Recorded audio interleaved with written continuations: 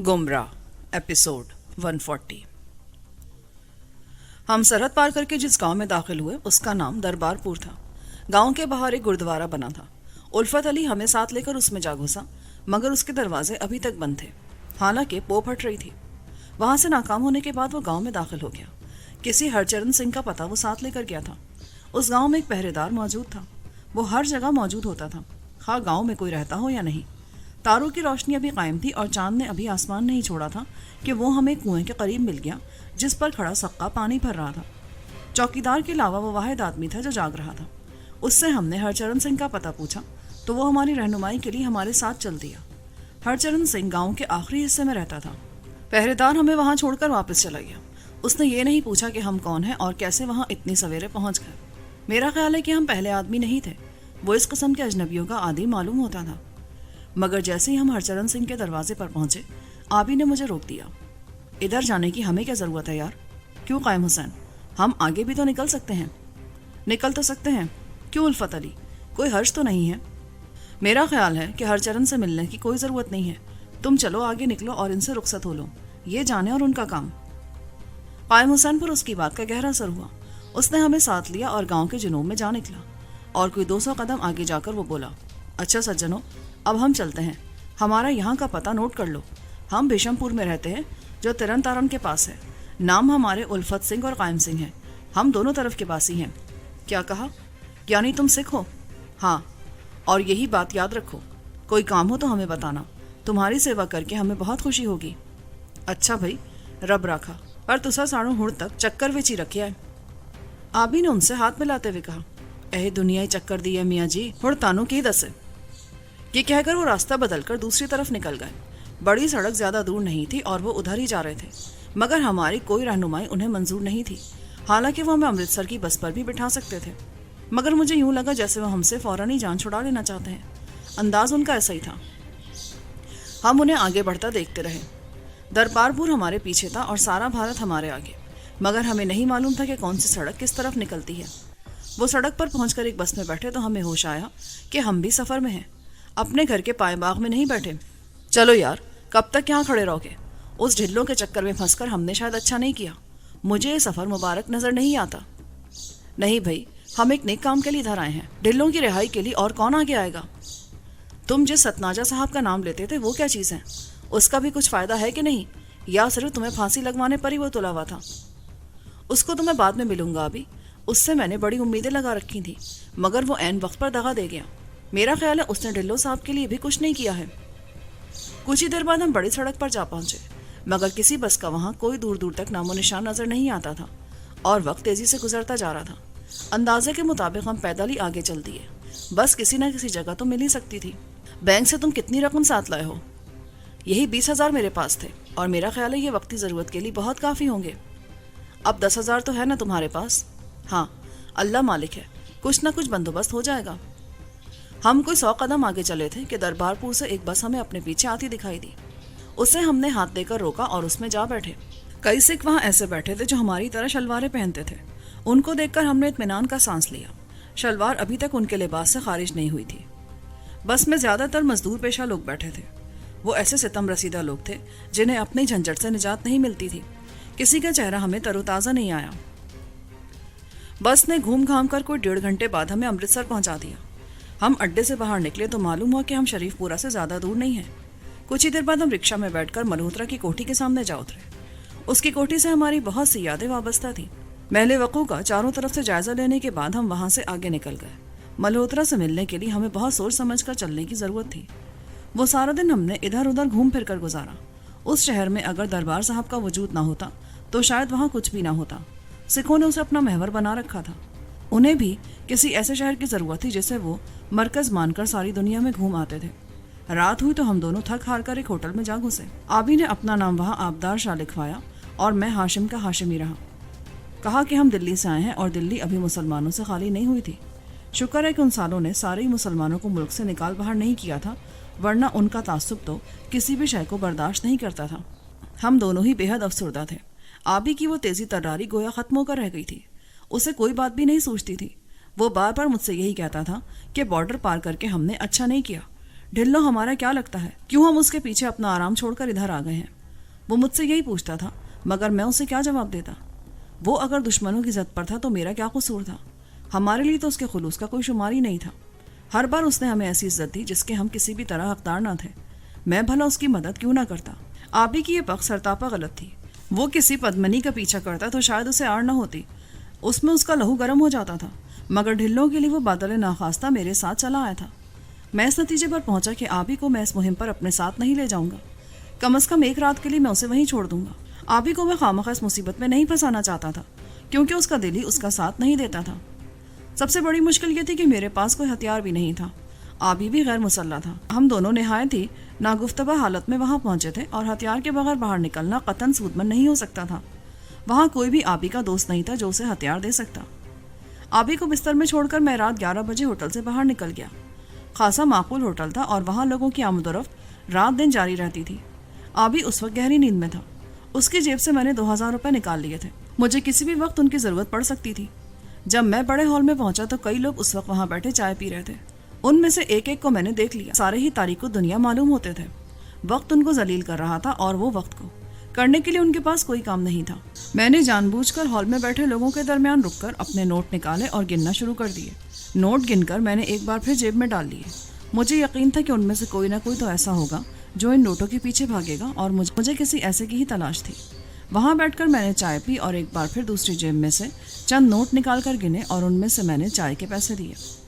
कोई 15 मिनट तक मैं वहां बैठा सिगरेट फूंकता रहा और फिर होटल से बाहर निकल आया। बड़ी सड़क पर चलने के बजाय मैं जानबूझकर एक गली में जा निकला। मेरा अंदाज़ा दुरुस्त साबित हुआ। अभी मैं चंद ही कदम आगे निकला था कि मुझे अपने अक़ब में 2 आदमी तेज़ तेज़ कदम उठाते अपनी तरफ आते दिखाई दिए। मैंने अपनी रफ्तार सुस्त कर दी। वो मेरे करीब से होकर आगे निकल गए। वो कुर्ता पजामा और उस पर ग्रे सलेटी रंग का स्वेटर पहने थे। दोनों के कपड़े एक जैसे थे। गली के अगले सिरे पर पहुंचकर वो मेरी नज़रों से गायब हो गए। गली के अनवस्त में कमज़ोर सा बल्ब लगा था। जब मैं उसके नीचे पहुंचा तो मुझे गली के फर्श पर एक पोटली सी नजर आई। वो कोई रुमाल था जिसमें कुछ रुपए बंधे थे। मेरा ख्याल है रुपए के 6 नोट और कुछ रेजगारी थी। वो उठाकर मैंने मुट्ठी में दबा ली। मगर अभी मैं 10 कदम भी आगे नहीं गया था कि वो दोनों आदमी फिर मेरे सामने आ गए। ए, तुमने यहाँ से कोई पोटली उठाई है? सुअर के मुंह वाले आदमी ने मेरे सर पर पहुंचकर कहा। हाँ, वो तुम्हारी है क्या? तो और क्या तुम्हारी है? बात कैसे करते हो? लाओ इधर। कोई निशानी तो बताओ, तो मैं तुम्हें दे दूंगा। उसमें 2200 रुपया है, 600 के नोट अलग हैं और कुछ रेजगारी। यह है उसकी निशानी। अब निकालो। मुझसे सब गलती हो चुकी थी। नोट मैंने उनके सामने ही होटल में गिने थे और वो साफ जीत रहे थे। मैं आप ही अपने हाथों पिट रहा था। क्या निशानी है तुम्हारे नोटों की? निशानी क्या मतलब? ओए सीधा हो जा, तू जानता नहीं है हमें। साले तेरे कत्ले कर देंगे हम। निकाल रकम। उसने मेरे गिरेबान पर हाथ डाल दिया। उसके साथी ने फौरन ही पिस्तौल निकाल लिया और मैं ये देखकर हैरान रह गया कि उसमें साइलेंसर लगा था। वो गलियों में वारदातों के लिए उसे बेतरतीब इस्तेमाल करते होंगे। मेरे पास ये पोटली है और इसमें तो सिर्फ 6 रुपए हैं। मैंने मुट्ठी खोल दी। उसने फौरन ही वो मुझसे झपट ली। पोटली में रकम तो वही थी जो उन्होंने डाली होगी, मगर वो उसका वजन इतना कम देखकर आवाज़ हलक में दबाते हुए बोला, बाकी पैसे कहाँ हैं? इसकी जेब में देख यार, ये तो बदमाशी कर रहा है। उसकी ये बात सुनकर उसके पिस्तौल वाले साथी ने फौरन ही अपना हाथ मेरी जेब में डाल दिया। ऐसे में उसका पिस्तौल वाला हाथ ऊपर उठ गया था। मेरी जेब से उसने सारे ही नोट निकाल लिए। बदमाश, पोटली उठाते रकम गायब कर दी। Bloody pig. मगर अभी उसने हाथ बाहर खींचा ही था कि मैंने दाएं हाथ से उसकी गर्दन पर अपना पूरा पंजा गाड़ दिया। 2 सेकंड लगे और वो नोटों समेत मेरी बाहों में झूल गया। मैंने फौरन ही उसकी दाएं कलाई पर हाथ मारकर पिस्तौल उससे छीन लिया। दूसरे के हाथ में मेरा गिरेबान अभी तक फंसा था। और टेरियर, ये क्या हो गया तुझे? मैंने उसको बोलने का मौका नहीं दिया। बाएं हाथ की उल्टी ज़रब मैंने उसकी नाक पर लगाई तो मेरा गिरेबान उसके हाथ से छूट गया। दूसरी ज़रब मैंने उसके थोपड़े पर लगाई। वो उलटकर मुंह के बल नीचे जा गिरा। उनका पिस्तौल अब मेरे हाथ में आ चुका था। जैसे ही वो फर्श हुआ, मैंने उसकी कमर पर पाँव रख दिया।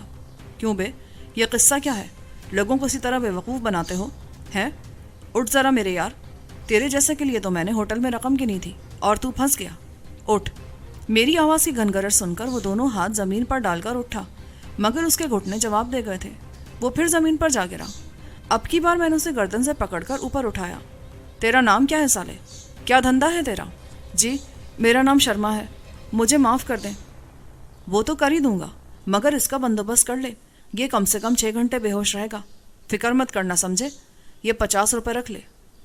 میں نے نوٹوں میں سے 50 روپے نکال کر اس کے حوالے کیے۔ پر یہ پستول بھائی جی، ہم تو برباد ہو جائیں گے۔ او بکنی ہوئے، اب یہ میرے قبضے میں رہے گا۔ اچھا، ٹاٹا، گڈ بائے، کہ کہہ کر میں نے اس کے سر پر ایک دھپ لگائی۔ جب وہ ٹیریئر کے پاس بچھ سا گیا تو میں نے ارد گرد نظر ڈالی۔ اس وقت رات کے 12 بج رہے تھے، سارے ہی مکان بند تھے، کسی ایک کا بھی دروازہ کھلا نہیں تھا۔ انہیں میں وہیں چھوڑ کر گلی عبور کر گیا۔ اب میرا کام زیادہ آسان ہو گیا تھا۔ ابھی میرے ساتھ ہوتا تو شاید مجھے ایسی اوچی حرکت نہ کرنے دیتا۔ اس کا یہ خیال ہوتا تھا کہ کسی کو اس کے ہتھیار سے محروم کر کے مارنا بہت بری بات ہے۔ وہ سالے نظر کے بہت تیز نکلے۔ ایک ایک نوٹ کو وہ میرے ساتھ گنتے رہے۔ وہ 2200 کہہ رہے تھے اور میرے پاس صرف 2000 تھے۔ 2 کا الٹ پھیر تو انہی کے ہاتھوں میں جاتا تھا۔ اناڑی تو واقعی ان کے فریب میں پھنس کر رہ جاتے ہوں گے، مگر انہیں کیا معلوم تھا کہ انہیں لاسا لگایا جا رہا ہے، ان کو پھنسانے کے انتظامات ہو رہے ہیں۔ میں نے پستول کھول کر دیکھا تو وہ گولیوں سے لبالب بھرا تھا۔ اس ٹیریئر نے اسے پتہ نہیں کہاں سے حاصل کیا ہوگا۔ جرمنی کا بنا وہ خوبصورت پستول اپنا آپ انعام تھا۔ وہ میرے چپشا کی جگہ لے سکتا تھا۔ میں نے بڑے اطمینان سے اسے جیب میں ڈالا اور پھر میں ٹیکسی میں بیٹھ کر ملہوترا کی کوٹھی کے سامنے جا اترا۔ ٹیکسی والے کو میں نے کافی فاصلے پر چھوڑ دیا تاکہ وہ یہ نہ جان سکے کہ میں کہاں جا رہا ہوں اور کس کا مہمان بننے کا شرف مجھے حاصل ہوگا۔ ملہوترا کی کوٹھی میری دیکھی بھالی تھی۔ میں محض ایک اطلاع کی بنا پر اس کے پاس دوڑا چلا آیا تھا، اور خدا جانے وہ اطلاع درست بھی تھی کہ نہیں، مگر عالیہ نے مجھے خود بتایا تھا۔ اسے معلوم تھا کہ اس ملہوترا نے کیا کردار ادا کیا ہے اور بدری نے اس میں کیا کچھ کیا ہے۔ میں اس پر کیسے اعتبار نہ کر لیتا۔ کوٹیا میری نظروں کے سامنے تھی۔ سامنے کے حصے میں اس وقت بھی پولیس کا سپاہی پہرا دے رہا تھا۔ اس سے نظر بچا کر آگے نکل جانا کسی بھی طرح ممکن نہیں تھا۔ وہ ٹڈے کی طرح اکڑ کر کھڑا تھا۔ حالانکہ رات بہت بھیگ چکی تھی، مگر اسے نہ سردی کا احساس تھا نہ وقت کا۔ میں نے سپاہی کی نظر سے بچا کر کوٹھی کو پوری طرح دیکھ لیا۔ اس میں داخل ہونے کا صرف ایک ہی راستہ تھا۔ اس کے عقب میں بھی عمارتیں بنی تھیں اور دائیں بائیں بھی۔ اب ایک ہی راستہ باقی تھا کہ میں کسی نہ کسی طرح سپاہی سے رابطہ قائم کرتا۔ سامنے کی سڑک کافی وسیع تھی اور میں 2 بار وہاں سے قدرے لنگڑاتا ہوا گزرا تھا، جس سے یہ معلوم ہو کہ میں کوئی جماندرو لنگڑا ہوں۔ سپاہی نے بھی مجھے ضرور دیکھا ہوگا، مگر وہ اپنی کیبن میں بے فکر کھڑا رہا۔ تیسری بار جب میں نے واپسی کا ارادہ کیا تو اب ملہوترا کی کوٹھی میرے بائیں ہاتھ تھی۔ میں فٹ پاتھ پر چلتا ہوا بڑی مشکل سے اس سپاہی تک پہنچا۔ سڑک ویران تھی اور وہ سپاہی مجھے کیبن کی دیوار کے عقب میں کھڑا صاف نظر آتا تھا۔ اس کا صرف دھڑ ہی میرے سامنے تھا۔ میں اس کے سامنے جا ٹھہرا۔ سلام سنتری صاحب۔ سلام بھائی سلام۔ تم یہاں کسے ڈھونڈ رہے ہو؟ وہ جی یہاں کوئی صاحب ہے، ملہوترا صاحب، ان کے ملازم پانڈے سے ملنا تھا مجھے، مگر کوٹھی کا پتہ ہی نہیں مل رہا۔ پانڈے؟ وہ تو یہاں ہی رہتا ہے۔ کیا نام بتایا تم نے کوٹھی والے کا؟ او جی کیا کہوں، مجھے اس کا نام یاد نہیں سنتری جی، بھلا سا نام تھا ان کا۔ سلہوترا صاحب تھا یا کچھ اور؟ ایک ٹانگ سے میں عاجز ہوں، چلا نہیں جاتا مجھ سے۔ تو پھر تم صبح آ جاؤ، اس وقت تو سب سو رہے ہیں۔ کہاں جی، میں لنگڑا آدمی ہوں، بار بار ادھر کہاں آ سکتا ہوں؟ سنتری جی تم مجھے اپنے پاس ہی جگہ دے دو، میں ادھر ہی انتظار کر لوں گا اس کا۔ اب رات تو گزر ہی چکی ہے۔ کہاں سے آئے ہو تم؟ جی میں جستروال سے آیا ہوں، بڑا ضروری کام تھا پانڈے سے، کہتا تھا میں ادھر تمہارا سب کام کروا دوں گا، ضلع میں معاملہ پھنسا ہے میرا۔ ٹھیک ہے یار، تم اندر آ جاؤ، ادھر ہی بیٹھے رہو، 2 گھڑی رات کا تو معاملہ ہے۔ یہ کہہ کر اس نے کیبن کے ساتھ بنا کوٹھی کا چھوٹا دروازہ کھول دیا اور میں دائیں ٹانگ پر بوجھ ڈال کر بڑی مشکلوں سے اس تک جا پہنچا۔ مگر ابھی میں کیبن کے فرش تک نہیں گیا تھا کہ اس نے مجھے معذور سمجھ کر میری مدد کے لیے ہاتھ آگے بڑھایا، یوں کہ میں اس کے بائیں ہاتھ پر جھول سا گیا۔ دائیں ہاتھ سے اس نے کھڑی بندوق پر اپنا بوجھ سنبھال رکھا تھا، مگر جیسے ہی میں اس کے کندھے پر جھولا، میں نے اس کی گردن ہاتھ میں لے کر اس کی رگ کو مسل دیا۔ بس صرف 2 سیکنڈ صرف ہوئے۔ جیسے ہی وہ زمین پر گرا، میں نے اس کے کپڑے اتارنے شروع کر دیے۔ پتہ نہیں اس بدبخت کی ڈیوٹی کب ختم ہوتی تھی۔ مجھے جو کچھ بھی کرنا تھا فوری طور پر کر لینا چاہیے تھا۔ قد اس کا میرے برابر ہی تھا۔ میں نے اس کے جوتوں کر کے تمام کپڑے اتار لیے۔ اب بوٹ اتارنے کا مرحلہ باقی تھا۔ مجھے دور سے کسی کتے کی خر کی آواز سنائی دی۔ وہ کیبن کی طرف منہ کر کے کوئی ایسی بو سونگ رہا تھا جس سے وہ پہلے متعارف نہیں تھا۔ میں نے ہاتھ روک دیے۔ کیبن چھوٹا سا تھا اور اس میں 2 آدمی نہیں سما سکتے تھے۔ سپاہی کو میں نے نیم استادہ کر رکھا تھا۔ چند منٹ تک خاموش رہنے کے بعد کتا پھر بھونکا، مگر اس عرصے میں نے سپاہی کے کپڑے پہن لیے تھے اور اس کے بوٹ بھی اتار لیے تھے۔ اس کی ٹوپی سر پر رکھ کر میں نے بندوق ہاتھ میں لی اور اس کی جگہ کھڑے ہو کر میں نے گرد و پیش کا جائزہ لیا۔ سپاہی میرے سامنے اکڑو بیٹھا تھا اور مجھے یہ بات پسند نہیں تھی۔ میں اسے جلد از جلد چھٹکارا پا لینا چاہتا تھا۔ جیسے ہی میں کیبن میں کھڑا ہوا، کتا پھر کسی شک کے زیر اثر بھونکا، مگر کتے کا ذہن بھی کتے کا ہی ہوتا ہے۔ مجھے یوں وردی میں دیکھ کر وہ پھر نہیں بھونکا، چپ چاپ دوسری طرف نکل گیا۔ پستول اور نقدی میں نے جیب میں اچھی طرح محفوظ کر لی۔ حالات پتہ نہیں کیا سے کیا ہو جاتے. مجھے بہت محتاط رہنے کی ضرورت تھی، مگر میرے سارے منصوبے دھرے کے دھرے رہ گئے. اس کی ڈیوٹی تبدیل ہو رہی تھی. اندر کی طرف سے، شاید سرونٹ کوارٹر کی طرف سے، ایک سپاہی کیبن کی طرف آ رہا تھا. اپنے اوور کوٹ کے کالر اونچے کر کے وہ تھکے تھکے قدم اٹھاتا میری طرف بڑھا تو میرا لہو منجمد ہونے لگا. اس سے نمٹ لینا شاید اتنا آسان نہیں تھا، ایسی صورت میں کہ میرے قریب ہی ایک نیم بے ہوش سپاہی پڑا تھا. آنے والے سپاہی کے ساتھ کتا بھی کیبن کی طرف آنے لگا تو سپاہی نے اسے دھتکار دیا، مگر پھر بھی وہ اس کے ساتھ لگا رہا. اسے کیبن میں ہونے والے واقعات کا تو علم نہیں تھا، مگر پھر بھی اس کا مغز کچھ زیادہ ہی کتے پن کا مظاہرہ کر رہا تھا. ابھی وہ باغ کے عین وسط میں پہنچا تھا کہ میں نے کیبن میں سے سپاہی کو جنوب کی طرف کھلنے والے دروازے کے باہر پھینک دیا. میرے لیے اس کے سوا کوئی چارہ کار بھی نہیں تھا. سامنے باڑ سی اگی تھی. سپاہی اس کے اندر جا گرا. میں نے کیبن کی بتی بجھا دی. اوہ، یہ کیا ہو گیا گلاب سنگھ؟ تیری بتی گل ہو گئی. کوئی بلب نہیں ہے تیرے پاس؟ سپاہی نے مذاقاً کہا. پتہ نہیں یار کیا ہو گیا ایسے. میں نے اپنی آواز کو بہت حد تک بدل کر کہا، ساتھ ہی ساتھ میں کھانس بھی رہا تھا. وہ سپاہی فوراً ہی دروازے تک آن پہنچا، مگر کتے نے فساد ڈال دیا. جیسے ہی وہ وہاں پہنچا اس نے بے ہوش سپاہی کو تلاش کر لیا. جیسے ہی کتا باڑ کی طرف لپکا تو آنے والے سپاہی نے غیر ارادی طور پر اس کی طرف دیکھا، جیسے وہ یہ معلوم کرنے کی کوشش میں ہو کہ کتا کس چیز پر لپکا ہے. مجھے موقع مل رہا تھا. جیسے ہی اس نے منہ پھیرا میں نے اس کی گردن پر اپنا سکہ جما دیا. وہ گھوم کر لہرایا اور کیبن کے کھلے دروازے میں سے اندر گر گیا. کتا اس وقت تک آدھی باڑ عبور کر چکا تھا کہ میں نے کیبن سے نکل کر پستول اس پر داغ دیا. گولی اس کی پسلی میں لگی. اس کے منہ سے ابھی آواز نکل ہی رہی تھی کہ میں نے دوسری گولی اس کی گردن میں اتار دی. کتا جلدی الٹ کر گرا اور پھر اس کی آوازیں آپ ہی آپ بند ہو گئی. دوسرے سپاہی کو میں نے کیبن کے اندر کھڑا کر کے اس طرح سہارا دیا کہ وہ پہرے پر کھڑا نظر آئے اور دور سے دیکھنے والے یہی سمجھے کہ سنتری برابر پہرے پر کھڑا ہے. اس کا منہ میں نے سڑک کی طرف کر دیا. دونوں ہاتھ اسی کے رومال کو پھاڑ کر اس طرح پھیلا دیے کہ ایک ہاتھ میں بندوق تھی اور دوسرا ہاتھ اس نے کیبن کے تختے پر رکھا ہوا تھا. دوسری بندوق میں نے اس کی پیٹی سے اس طرح پھنسائی کہ وہ نیچے نہیں گر سکتا تھا. اس کارروائی سے فارغ ہو کر میں کیبن سے نکلا. اب میدان زیادہ صاف نظر آ رہا تھا، مگر کوٹھی کے تمام دروازے اندر سے بند تھے. دوسرے سپاہی کی جب میں نے تلاشی لی تو اس کی جیبوں سے مجھے چابی کا ایک گچھا مل گیا. وہ میں نے سنبھال کر جیب میں ڈال لیا، مگر مجھے یقین نہیں تھا کہ ان میں سے کوئی چابی کام بھی کر سکے گی یا نہیں. لیکن جب میں عمارت کے بڑے دروازے تک پہنچا تو وہی چابی میرے کام آ گئی. معلوم یہ ہوتا تھا کہ وہ سنتری ہی عمارت کے بیرونی دروازے خود بند کرتا تھا. اندازہ تو میرا یہی تھا، مگر صورتحال یہ نہ تھی. اس نے دراصل مختلف دروازوں کی دوہری چابیاں بنوا رکھی تھی تاکہ اگر اندر کے مکین کسی وجہ سے اندر ہی رہ جائیں، انہیں سانپ سونگھ جائے، ان میں سے کوئی بھی نہ جاگے تو وہ اپنی چابیوں سے کام لے کر ان تک پہنچ سکے. وہ چابیاں مسلسل کام کر رہی تھیں. بڑا دروازہ میں نے کھولا تو غلام گردش میں سے گزرتے وقت مجھے وہ کمرہ نظر آیا جہاں مجھے اور آبی کو ملہوترا نے پہلے روز خوش آمدید کہا تھا اور جہاں شکنتلا اور پریتما ہمیں ملی تھی. میرا خیال تھا شاید وہ دونوں اب بھی وہاں موجود ہوں گی. میں نے اس کے قفل میں چابی پھنسا دی، مگر وہ کام نہ کر سکی. ایک اس گچھے میں سب سے زیادہ لمبی چابی تھی. وہ میں نے آزمائی تو قفل راہ دے گیا. دروازہ نہایت احتیاط سے کھول کر میں کمرے میں جا گھسا. صوفے اور قالین ویسے ہی تھے جیسے ہم دیکھ چکے تھے.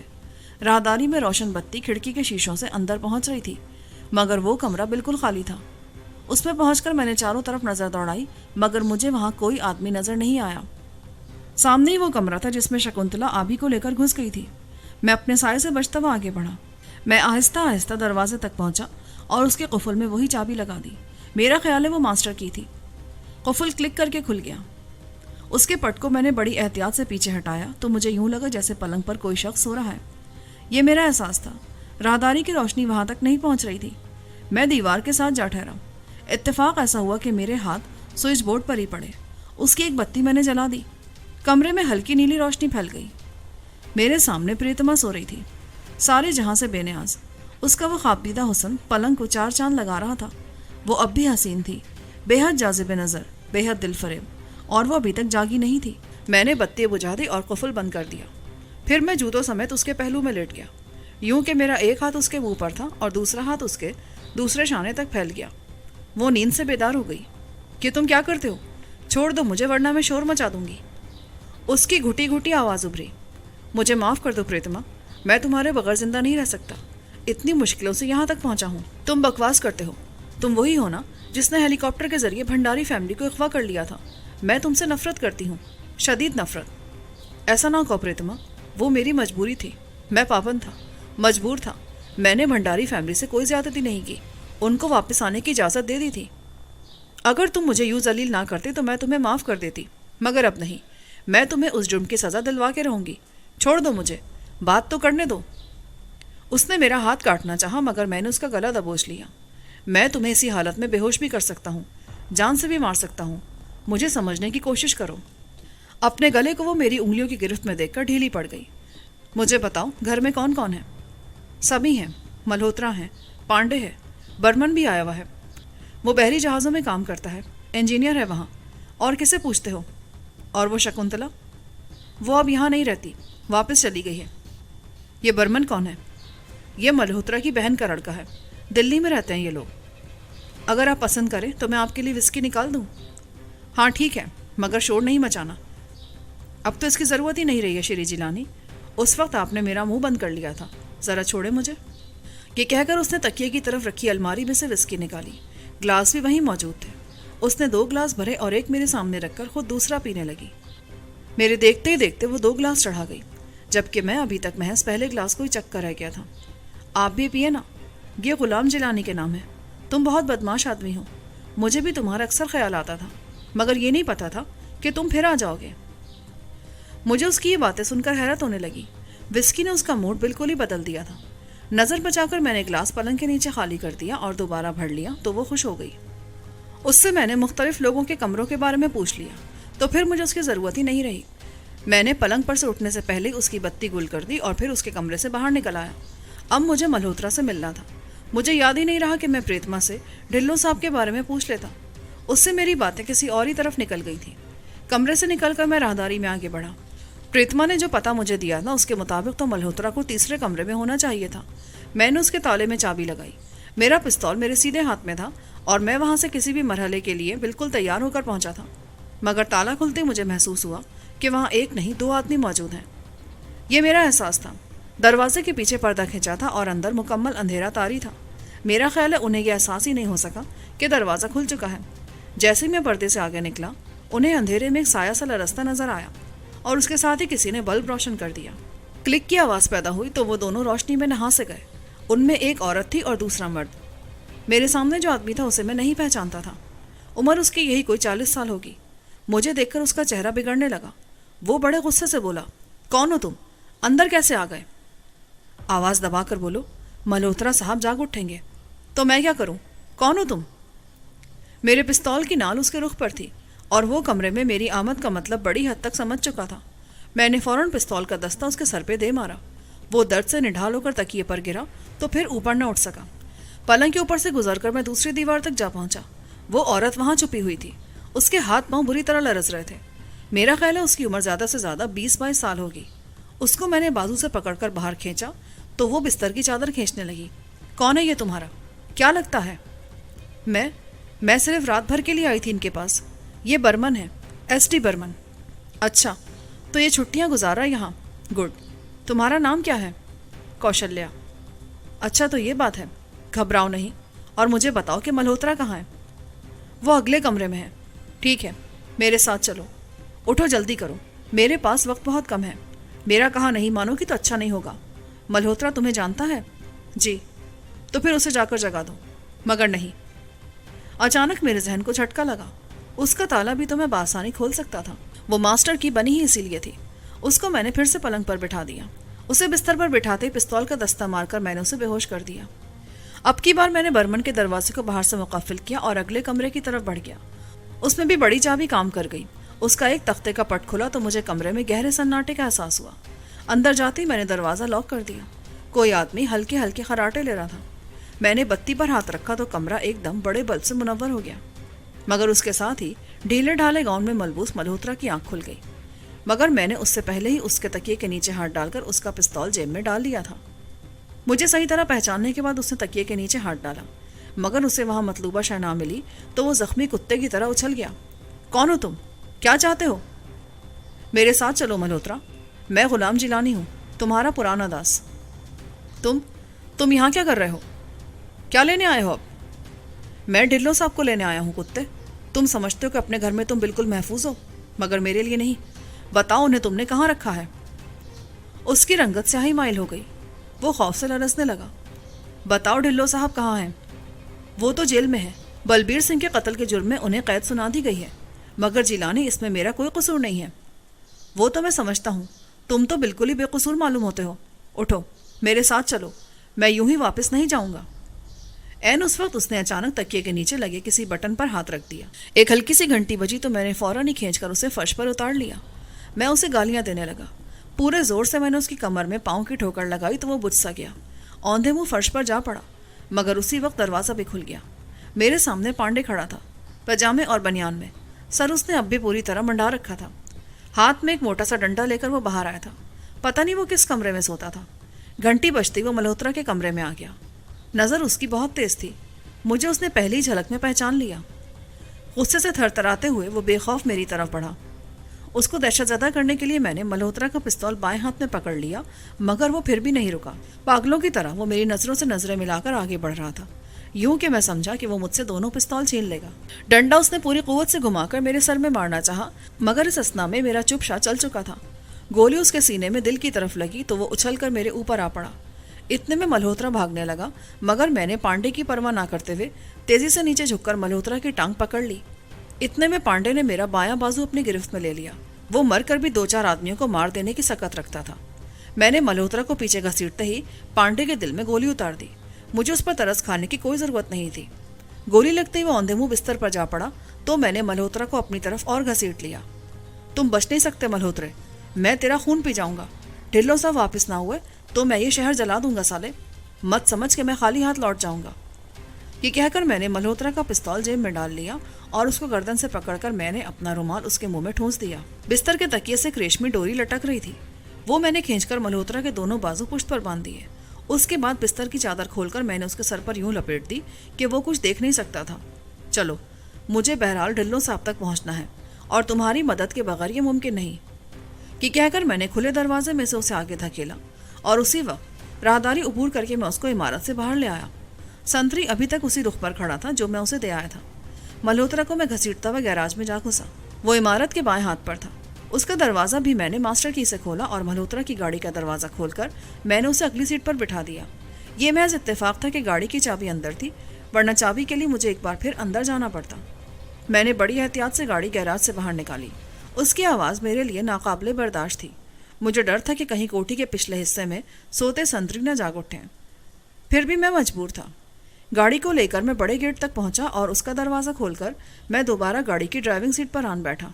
ऐन उस वक्त एक संतरी नहायत तेज़ी से हमारी तरफ लपका। उसने अकबी क्वार्टर में हमारी आवाज़ सुन ली थी। बाबूजी, आप कहाँ जा रहे हैं? जैसे वो मेरे करीब आया तो मैंने उसको और करीब आने के लिए कहा। वो मुअद्दिब होकर गाड़ी की खिड़की तक आन पहुंचा। मल्होत्रा साहब बीमार हैं, मैं उन्हें डॉक्टर के पास। ये कहते हुए मैंने उसकी गर्दन पर पंजा जमा दिया। वो लुढ़क कर दूर जा गिरा तो मैंने गाड़ी आगे बढ़ा दी। ऐसे आदमी के साथ यही सलूक होना चाहिए था। गेट से निकलकर मैंने गाड़ी रोकी और तीनों बेहोश सिपाहियों को मैंने बारी बारी पिछली सीट पर डाल दिया। फिर मैंने गेट बंद किया और वहाँ से 50-60 मील की रफ्तार से दौड़ लगा दी। मुझे वहाँ से हर हाल में दूर निकल जाना चाहिए था। सबसे ज़्यादा मुश्किल में मुझे उन बेहोश सिपाहियों ने डाल रखा था। उनको मैं कहाँ लिए फिरता? नहर की पटरी पर से होते हुए मैं कार को भगाता हुआ बाग में जा घुसा। 2 घड़ी की मोहलत मुझे हासिल थी। कार रोककर मैंने तीनों सिपाहियों को एक घने दरख्त के नीचे डाल दिया। मल्होत्रा की आंखों पर पड़ी चादर उसे हर गुनाह सवाब से बचा रही थी। उसे साथ लेकर मैं आगे निकला और कुछ ही देर बाद में बटाला जाने वाली सड़क पर जा निकला, मगर वो सड़क महफूज नहीं थी। ट्रैफिक वहाँ रात के उस वक्त भी जारी था।